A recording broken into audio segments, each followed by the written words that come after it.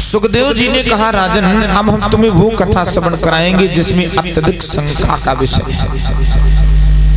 वो लीला परीक्षित जी वैसे भगवान की हर लीला में शंका ही है। एक बार ब्रज की जो गोपियां थी, परीक्षित जी कुंवारी कन्याएं, कुंवारी कन्याएं कितने उम्र तक की होती हैं? 10 के नीचे की। तो कुंवारी कन्याएं जो ब्रज की हैं वो व्रत हैं 1 महीने का। ये कथा चीर हरण की है। 1 महीने का व्रत रहती हैं ब्रज की गोपियां।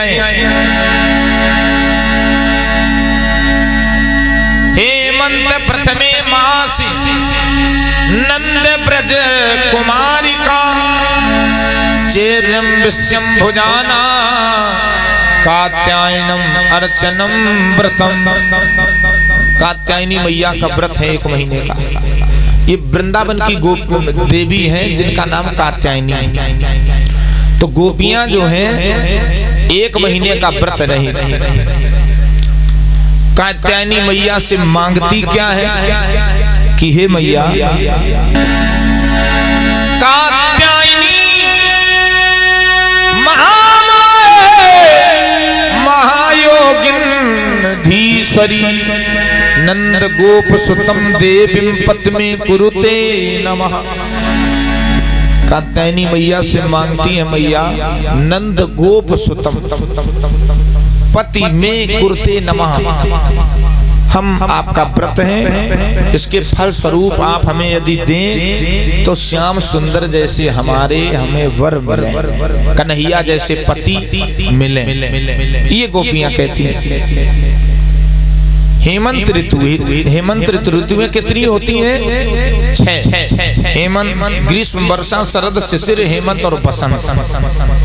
तो हेमंत ऋतु के पहले महीना में गोपियां व्रत हैं। 4 बजे स्नान करने जाती हैं यमुना में, ब्रह्म मुहूर्त। वैसे लिखा ये है वेदों के तत्व पर कि 8 बजे के पहले स्नान हो जाना चाहिए। 8 बजे का बाद का स्नान अशुद्ध, लेकिन आपातकाल में नहा सकते हैं।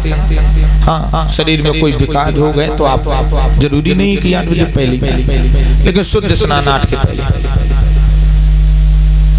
गोपियां 4 बजे जाती हैं। अब 10 साल के नीचे की उम्र की उनकी उम्र है गोपियाओं की, स्नान करने जाती हैं। एक दिन का समय थोड़ी स्नान में देर हो गई, देरी से पहुंची तो एक बोली, बहना ऐसा कर कि आज थोड़ी देर हो गई, कोई आ जाएगी, अभी सवेरा होने वाला, तो कपड़े उतारो, निर्वस्त्र होकर के नहाए। एक गोपी बोली, बहना निर्वस्त्र होकर ना नहाओ, कोई आ जाएगा। दूसरी नहीं मानी, सबने कपड़े उतारे। अब बहनाएं जो रहे सो अपने कपड़ा उतार के और निर्वस्त्र होकर के जमुना में नहाने लगे। भगवान श्याम सुंदर ने विचार किया, गोपियों व्रत रहना ये धर्म है, पुण्य है, अच्छी बात है, लेकिन परीक्षित जी एक और धर्म और दूसरी ओर यदि थोड़ा भी अधर्म हो गया तो तुम्हारा धर्म सब व्यर्थ, उसका फिर 2 गुना गलत प्रभाव फैलता है। जैसे हम लोग यज्ञ करते हैं, यज्ञ इस कलयुग में बहुत लाभकारी है।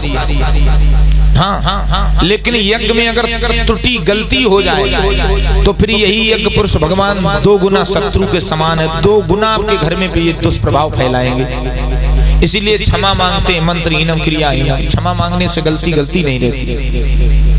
गोपियां हैं, भगवान ने विचार किया, गोपियों तुम निर्वस्त्र होकर के नहा रही हो, एक तरफ तो व्रत हो, धर्म कमा रही, दूसरी ओर पाप कर रही हो। पाप क्या कर रही हो कि जल में वरुण देवता का वास होता है। अब वरुण देवता का तुम निर्वस्त्र स्नान करके अपमान कर रही हो। भगवान गए, वस्त्रों को उठाया, कदम की डालियों में डाला, एक तरफ बूढ़े का रूप बना के खास दिया। गोपियां समझी कोई आ गया। बाहर निकल के एक आई बोली, बहना जा तो कछू ना है। दूसरी बोली कोई ले गो कपड़ा। तीसरी बोली ले गो, सो ठीक ले गो, हमने तो पहले ही मना करी थी, अब मरो। भगवान आए, भगवान ने कहा गोपियों हमारा इरादा तुम्हारे कपड़े चुराने का नहीं था। आजकल के परीक्षित जी लोगों के बस यही दिखाई देता है कि भगवान ने लहंगा चुनरी चुराया। हाँ, लेकिन याद रखना भगवान ने लहंगा वस्त्र किसी के नहीं चुराए, भगवान ने चुराया गोपियों का अज्ञान।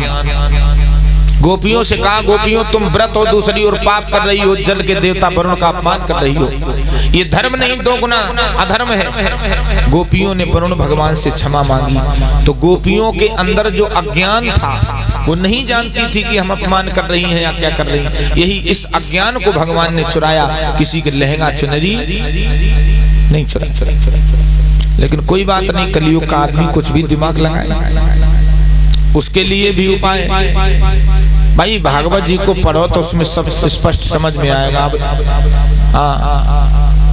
कहीं ना दया कहूं मोर डारे घूमो तो फिर क्या मतलब।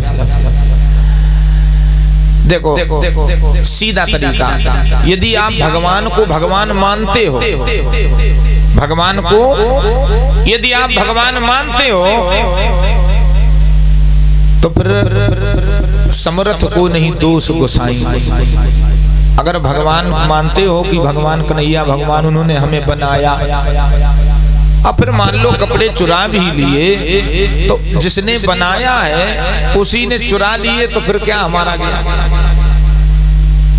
ये मानो कि अगर भगवान है, अब आप यदि ये नहीं मानते कि भगवान नहीं है तो उसके लिए प्रमाण ये है कि भगवान की उम्र थी लगभग 5.5 साल जब कपड़े चुराए, तो भगवान की उम्र 5.5 साल थी। ये उनके लिए जो भगवान को भगवान मानते नहीं, उनके लिए 5.5 साल का बालक, उसके मन में पति और पत्नी के रिश्ते के बारे में कुछ नहीं मालूम होता है। अब फिर आजकल तो मॉडर्न जमाना हो गया भाई, मैं हो सकता है कि सोचें गंदी हो जाए, 5.5 साल के बालक के मन की विचार गलत हो जाए, ये कलयुग है। लेकिन आप विचार करना, हमारे बूढ़े बुजुर्ग बैठे हैं 90 दशक के पहले, जब घर में कोई मेहमान आता था तो कुन्ने में जाकर के बच्चे खुशियां मनाते थे कि आज पूड़ी खाने को मिलेंगे। वो समय कुछ और था, आज समय कुछ और है। आजकल देखने का नजरिया बदल गया लोगों का, लोगों की भावनाएं सब परिवर्तित हो गई, वितर्की ज्यादा पैदा हो गए। वितर्की, एक तो तर्क वाला होता कि हाँ भैया भगवान है, एक होता वितर्की जो बोलता कैसे भगवान है, ये है वो है, कैसे है, दुनिया के प्रश्न। ऐसे ही एक व्यक्ति दीपक लिए जा रहा, परीक्षित जी मंदिर में दीपक जलाने शाम के समय, तो एक वितर्की मिल गया, बोला क्यों तुम लोगों का यार कोई ठिकाना नहीं, ये दीपक लिए कहाँ जा रहे हैं? उसने कहा मंदिर में जलाने जा रहे हैं। बोले अच्छा, तो तुम अब भगवान को रोशनी दोगे, इतने बड़े हो गए तुम। अच्छा ये बताओ, ये जो दीपक जल रहा है इसमें ज्योति की, ये ज्योति कहाँ से आई?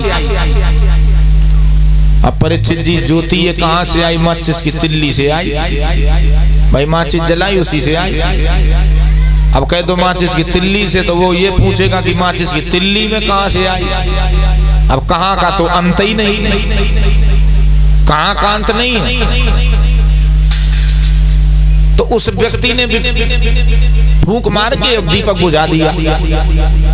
वितर्की बोला क्यों दीपक क्यों बुझाया? बोले सुनो, ये दीपक बुझ गया, अब ये ज्योति जो है ये गई कहाँ है, ये तुम बता दो, और आई कहाँ थी इसी हम बता देंगे। जहाँ गई है वहीं से आई थी। तो वितर्कियों से वितर्क करके ही जीता जा सकता है।